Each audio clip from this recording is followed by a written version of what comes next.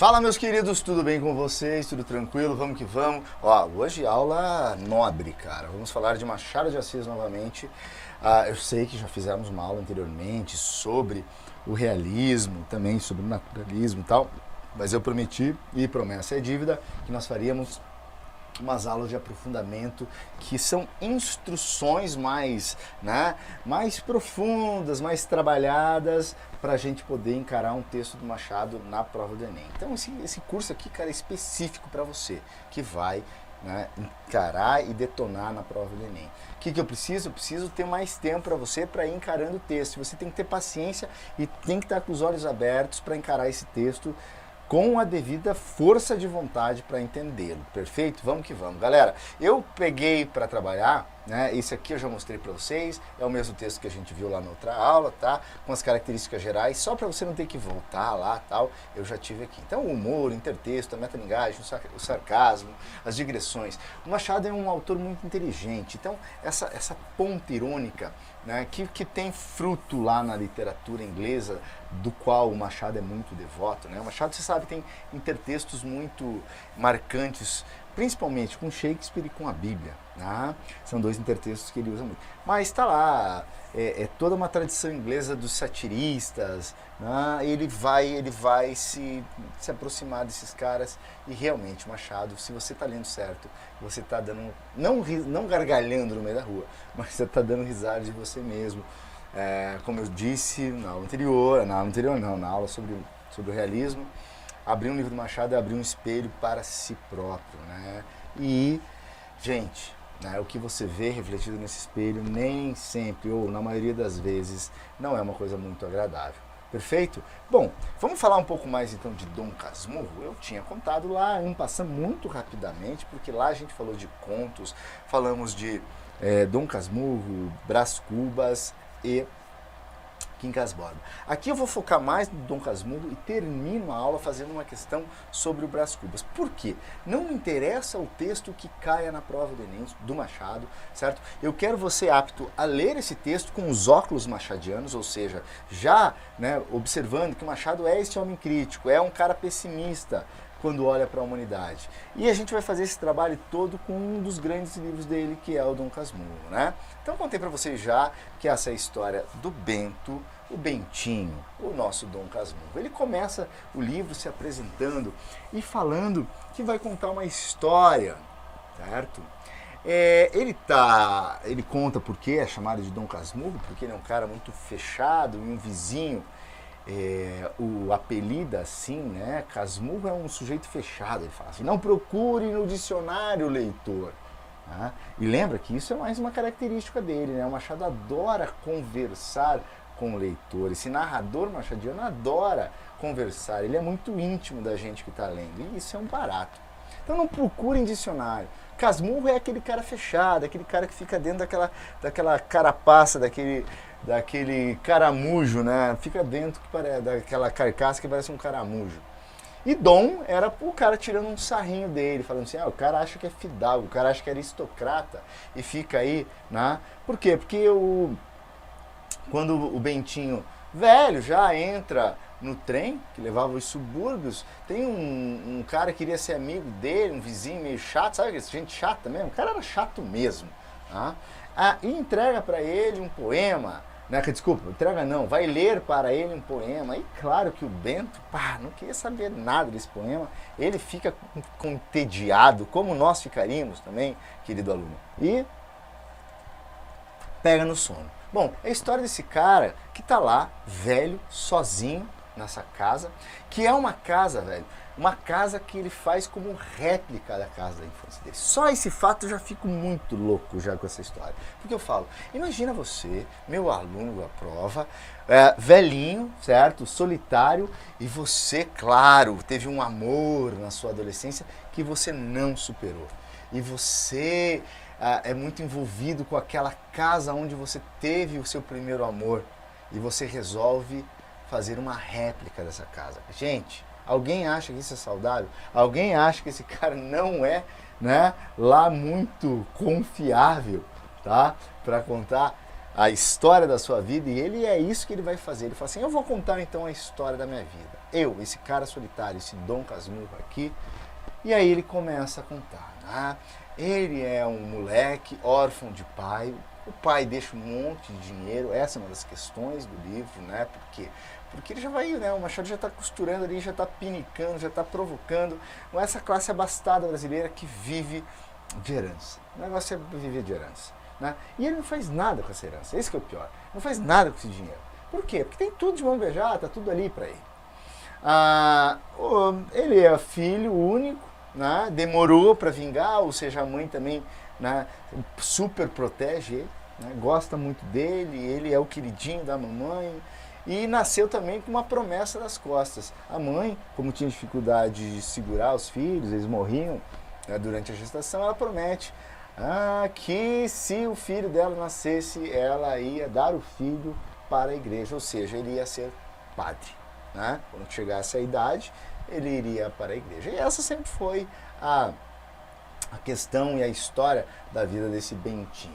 Bom, nessa casa, né, do Bento Santiago, dessa mãe, né, desse filho, um monte de chupinha, um monte de gente vive ali, né, com seus tentáculos sugando a riqueza, né, que o Bentinho deixou como herança. Então, a Dona Glória, claro, é a viúva, né, tudo bem, tá lá por direito, mas tem uma prima, a prima Justina, o tio Cosme, que é um advogado, e o José Dias, que é o agregado, que é um dos personagens que eu mais gosto desse livro. José Dias é sensacional, ele é um parasita, como muitos que a gente vê na política brasileira, nas secretarias, na burocracia brasileira, chupando o sangue das pessoas, né? No seminário, depois ele vai conhecer Escobar, que é o amigo dele, por quem ele vai nutrir uma grande dúvida e uma grande amizade que beira a paixão, por que não? Mas também o ciúme. Vocês lembram da história? Eu já contei para vocês, né?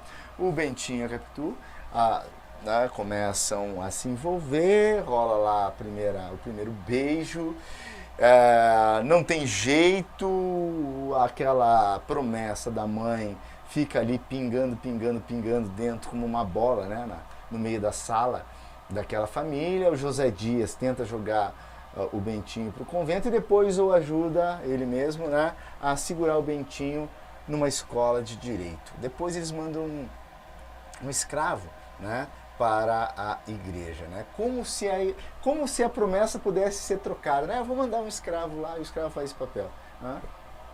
Essa relação com as promessas é uma coisa que a gente vai ver aqui e que é muito curiosa. Tanto a mãe troca as promessas, como o Bentinho também. Ele vive prometendo coisas, vive prometendo o que vai fazer, aí se realiza o que ele queria, o desejo que ele queria, ele não paga as promessas, depois faz outras, né? Como se fosse dívida de banco. Ele conversa com Deus como se fosse um banqueiro. Bom, depois dessa volta, né, desse tempo na Faculdade de Direito, é lá que ele vai conhecer Escobar, os dois se tornam os melhores amigos, e eles, crescidos já, né, passa o tempo, os dois crescidos já, vão contrair o matrimônio. O Escobar com Sancha e Capitu e Bentinho. Os casais viram aqueles melhores amigos, né, os quatro. Só que aí os ciúmes começam a pesar na cabeça do Bentinho, muito por quê? Porque ele conhecia já a Capitu de outras épocas e ele ficou com essa Capitu formada na cabeça dele, né? Que é uma Capitu inteligente, uma mulher que sabe muito como manipular os outros. Por quê? Porque quando os dois, tem uma cena sensacional, né? Quando os dois eram moleques, essa é a cena do primeiro beijo, o Bentinho fala que vai arrumar o cabelo da Capitu, a Capitu deixa ele arrumar as tranças dela, ele fala que aqueles fios são fantásticos, são infinitos, a Capitu dobra o pescoço para trás e ele dá o beijo do Homem-Aranha na Capitu. Um pouquinho depois a mãe bate na porta, né, vai cada um para um lado assim, e a Capitu fala: mamãe, olha aqui como ficou bonito o meu cabelo e tal. O Bentinho, gente, ele não consegue nem falar. Ele fica boquiaberto, tá? Tô voltando só a isso, eu lembro que eu falei na última aula, só que só para voltar aqui para a gente entrar nos textos. E o Bentinho saca que ela é muito ardilosa, que ela é muito inteligente, que ela sabe como enganar os outros. E isso fica no DNA dele. Por quê? Porque depois ele se casa com ela, né? E agora ele sempre pensa, pô, se aquela mulher fazia aquilo com os outros, obviamente pode fazer comigo, certo? O Escobar acaba morrendo, né, mas não sai da cabeça do Bentinho que talvez ela tenha um romance, talvez ela esteja o traindo. É um triângulo amoroso. Né? Professor, mas aí, traiu ou não traiu? Não sei, não é essa a questão. A questão é justamente a gente ficar se perguntando se traiu ou não traiu. Né? Isso faz esse livro invencível. Né? Um clássico da nossa literatura. E a gente fica pensando nisso. Então vejam, é um cara que jogou a vida toda fora, ficou amargurado por conta disso, manda a mulher embora, manda o filho embora, porque vê no filho a figura do amigo. Só que você sabe, cara, que o ciúmes faz com que a gente transforme qualquer coisa, a gente vê pelo em ovo, né? Lembra aí o dia que você já sentiu ciúmes? Ah, claro que eu sei que você sentiu ciúmes algum dia, né? Então, é a vida de um homem solitário, uma vida jogada meio que às favas e ao lixo. Bom, vamos conversar um pouco sobre alguns dos personagens. Eu quero o texto, né? Então eu apresentei, fiz uma rápida recapitulação sobre o enredo e a gente vai falar sobre o José Dias. José Dias é o puxa-saco, velho. Se você quer uma figura emblemática, clássica, sobre puxa-saquismo, né, sobre falar e não dizer nada, é o José Dias. O José Dias é o homem dos superlativos. Por quê? Porque, né, isso, anota aí, percebe aí, por favor, é a ironia machadiana. Ele fala assim, tem gente que faz, e você conhece um monte de gente assim, né? Faz favor de lembrar, que fala bonito, só que não tem conteúdo nenhum, né? Então o Machado brinca que o José Dias, ele usa dos superlativos, que é incumprida a palavra fica maior. E aí parece que ele tem mais conteúdo, mas é o contrário, né? Não tem conteúdo nenhum. Dá uma olhada nisso aqui, um dever amaríssimo, né? Amaro de amargo, né? Amarguíssimo. José Dias amava os superlativos. Era um modo de dar feição monumental às ideias. Não as havendo, ou seja, né? Então, usar superlativos parecia dar, né, uma lustrada nas ideias, mas não tendo ideias, né, servia a prolongar as frases. Levantou-se para ir buscar o gamão que estava no interior da casa. Cozi-me muito à parede e viu passar com as duas calças brancas engomadas, presilhas, rodaque e gravata da moda. Foi dos últimos que usaram presilhas no Rio de Janeiro e talvez neste mundo. Trazia as calças curtas para que lhe ficassem bem esticadas, a gravata de cetim preto, com um arco de aço por dentro, imobilizava-lhe o pescoço. Era então moda. O rodaque de chita, veste caseira e leve, parecia nele uma casaca de cerimônia. Era magro, chupado, com um princípio de calva. Teria os seus 55 anos.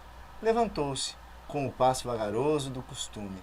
Não aquele vagar arrastado, se era dos preguiçosos, mas um vagar, calculado e deduzido. Um silogismo completo. A premissa antes da consequência, a consequência antes da conclusão. Um dever amaríssimo, né? Gente, a primeira parte aí desse trecho é sensacional, né? Então, ele era um cara que não tinha ideias, mas usava esse, vamos dizer, cosmético, esse embelezador, essa maquiagem na sua linguagem, né, para parecer que ele estava falando alguma coisa, certo? Brincam muito isso com políticos, certo? Então não esquece o José Dias. Aliás, não esquece de ler esse romance, que é um romance, cara, imperdível e imbatível. Vamos lá. Lembra que eu falei da relação promíscua, né, entre essa questão de promessas e depois não cumprir essas promessas, tá? Vejam como o Bentinho nesse trecho vai justamente focar nisso, né? Nossa, eu vou falar 1000 já, porque eu estou devendo uns para trás aqui, então, né, 9 vezes fora eu faço isso e fico bem com Deus. Olha lá o que ele fala. 1000 Padre Nossos e 1000 Ave Marias. Levantei os olhos ao céu e começava a embruscar-se, mas não foi para vê-lo coberto ou descoberto. Era o outro céu que eu ergui a minha alma, era o refúgio ao meu amigo. E então disse a mim, de mim para mim, prometo rezar 1000 Padre Nossos e 1000 Ave Marias, se José Dias arranjar que eu não vá para o seminário. Lembra? Dentro do romance, o José Dias agora que inventou a história de, né, ir para o seminário, de lembrar a mãe do Bentinho que ele deveria ir para o seminário, agora ele, para puxar o saco do Bentinho, está querendo que o Bentinho fique num colégio para ser advogado, né? E aí sim ele, né, vai fazer direito e pode casar com a Capitu, que era o que o Bentinho queria. Então o Bentinho está lá, pô, se o José Dias conseguir isso, eu pago 1000 Pai Nossos e 1000 Ave Marias. A soma era enorme. A razão é que eu andava carregado de promessas não cumpridas. A última foi de 200 Padre Nossos e 200 Ave Marias, se não chovesse em certa tarde de passeio a Santa Teresa. Não choveu, mas eu não rezei as orações. Desde pequenino, acostumara-me a pedir ao céu os seus favores, mediante orações que queria, se eles viessem. Disse as primeiras, as outras foram adiadas, e à medida que se amontoavam, iam sendo esquecidas. Assim cheguei aos números 20, 30, 40, 50. Entrei nas centenas e agora no milhar. Era um modo de peitar a vontade divina pela quantia das orações. Além disso, cada promessa nova era feita e jurada no sentido de pagar a dívida antiga. Mas vão lá matar a preguiça de uma alma que a trazia do berço e não a sentia atenuada pela vida. O céu fazia-me o favor, eu adiava a paga, afinal perdi-me nas contas. 1000, repeti comigo. Então veja que ele próprio, né? Claro, vamos lembrar que esse narrador é um narrador que já está velho olhando para ele jovem. Tá? Então ele tem toda a crítica e toda a ironia com ele próprio. Nem ele, Bento Santiago, acredita nele, Bentinho. Ele fala assim, eu era um preguiçoso. É isso que ele fala, né? Mas vão lá matar a preguiça de uma alma que a trazia do berço e não a sentia atenuada pela vida. Ou seja, cara, a preguiça me come. Eu fazia promessa, tomara que não chova no passeio amanhã. Quantas vezes você não fez isso também? Aí não chovia. Você pagava, né? As rezas não. Por isso que ele já chuta alto. Fala, 1000 Padre Nossos, né? Já pensando assim Deus não fica bravo comigo porque eu estou devendo meio que para ele. Mas ele tem preguiça. A preguiça, essa coisa meio tipo, né? Meio tudo de mão beijada, tudo veio fácil para ele, a não ser essa questão da Capitu. Então o Bentinho tem muito desse cara mimado, né?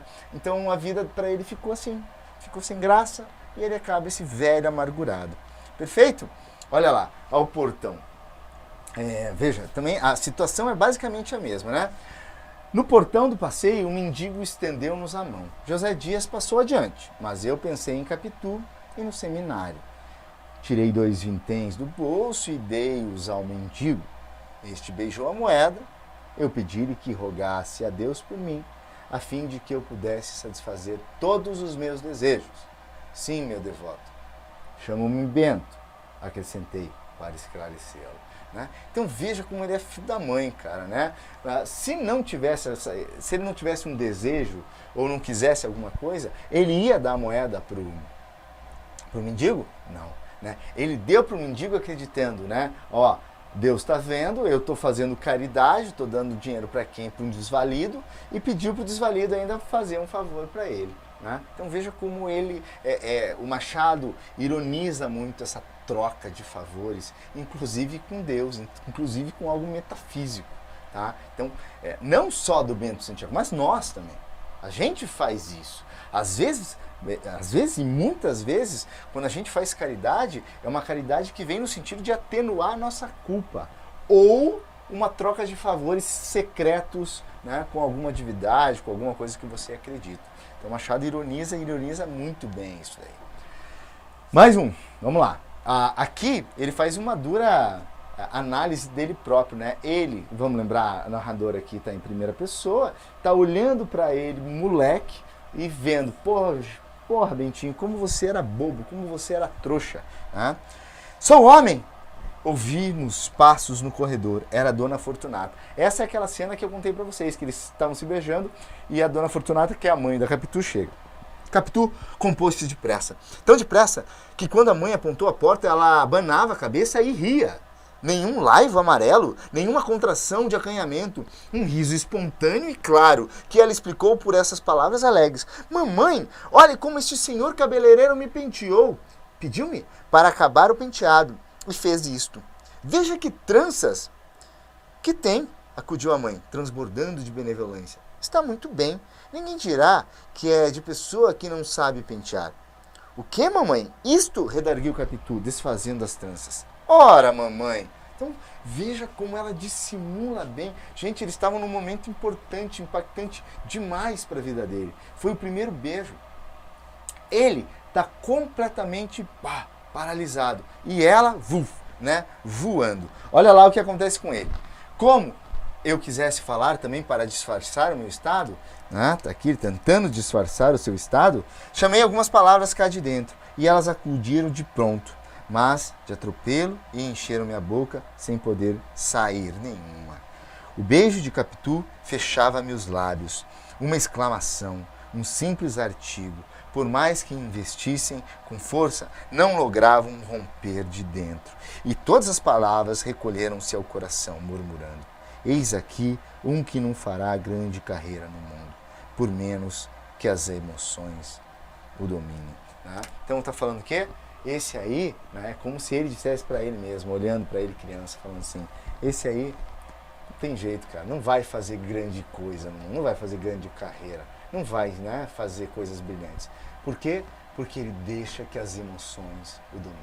Agora eu pergunto, a Capitu é a mesma coisa? Não, a Capitu não deixa que as emoções a dominem. Ela domina as emoções. Ah, cara, não é legal isso, cara? Que trecho maravilhoso, que beleza.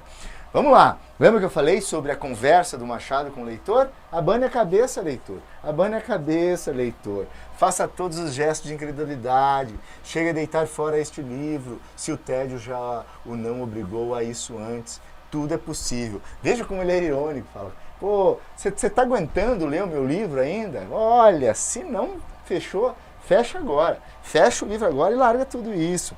Mas se não fez antes e só agora, fio que torne a pegar do livro e que a abra na mesma página, sem crer por isso na veracidade do autor. Todavia, não há nada mais exato. Foi assim mesmo que Capitu falou, com tais palavras e maneiras. Falou do primeiro filho como se fosse a primeira boneca. Né? Aqui a Capitu fala assim, Bentinho, se você for lá para o seminário, eu quero que você batize meu filho. Ele fala, que absurdo, Capitu. Como? Né? Aí eles estavam discutindo essas coisas ainda. Vamos lá. Gente, agora a gente vai para uma questão que tem um texto. Beleza? Vamos ver como isso cai. Pessoal, é uma questão do Dom Casmurro? Não é uma questão do Dom Casmurro. Sabe por quê? Porque eu quero você com outro texto, tá? Do Brás Cubas. E você não precisa ter essa leitura prévia. Você tem que conhecer esse mundo e essa engenhosidade machadiana. O pessimismo, esse sarcasmo, né, esse riso sardônico, amarelo que ele traz, e essa ironia finíssima dele, tá? A Pêndula. Saí dali a saborear o beijo. Não pude dormir, estirei-me na cama, é certo, mas foi o mesmo que nada. Ouvi as horas todas da noite, usualmente, quando eu perdia o sono. O bater da pêndula fazia-me muito mal, esse tic-tac soturno, vagaroso e seco. Parecia dizer a cada golpe que eu ia ter um instante a menos de vida. Imaginava então um velho diabo sentado entre dois sacos, o da vida e o da morte, a tirar as moedas da vida para pô-las à morte, e contá-las assim, outra menos, outra menos, outra menos. O mais singular é que, se o relógio parava, eu dava-lhe corda, para que ele não deixasse de bater nunca, e eu pudesse contar todos os meus instantes perdidos. Invenções há que se transformam ou acabam. As mesmas instituições morrem. O relógio é definitivo e perpétuo. O derradeiro homem, ao despedir-se do sol frio e gasto, há de ter um relógio na algibeira, para saber a hora exata em que morre. Naquela noite, não padecia essa triste sensação de enfado, mas outra, e deleitosa. As fantasias tumultuavam cá dentro. Vinham umas sobre as outras a semelhança de devotas que se abalroam para ver o anjo cantor das procissões. Não ouvia os instantes perdidos, mas os minutos ganhos. Ó, que bacana! O capítulo apresenta um instante que Brás Cubas revive a sensação do beijo trocado com Virgília. Então aqui explica, a questão se explica. É o momento em que o Brás Cubas beija Virgília. Casada com o Lobo Neves. Então, triângulo amoroso, você sabe que triângulo amoroso é uma top 1 do Machadão. Nesse contexto, a metáfora do relógio desconstrói certos paradigmas românticos. Ah, olha que legal essa questão. porque ela vai, né, ver se você conhece Machado, consegue interpretar esse texto e também se você tem alguma experiência, alguma leitura da literatura romântica. O que a gente tem no romantismo, gente? Aquele amor idealizado, certo? Aquele amor, ai, né, pá, pá, pá, pá, pá, pá. E aqui ele vem. O relógio representa a materialização do tempo e redireciona o comportamento idealista de Brás Cubas. Então, se antes o Brás Cubas ficava sonhando com as coisas, o relógio fala, meu amigo, o tempo é isso aqui. O tempo é quase uma entidade física abstrata no teu cangote aqui, né? E ele fala dos diabinhos, né? Um a menos, um a menos. E é isso que está acontecendo agora, justamente com você que está me assistindo. Espero que esteja gostando. Porque se não estiver gostando, tem um diabinho nas tuas costas aqui, ó, jogando, né, a areia da tua ampulheta para fora. E ela não volta e a gente segue para um destino misterioso, tá? Beleza, galera? Grande beijo para vocês. Enquanto vocês no Palavrão, essa semana encontro vocês também no Atualidades, no Prova Atualidades. Eu e o Cleuzinho. Beijo para vocês. Tchau. Até a próxima.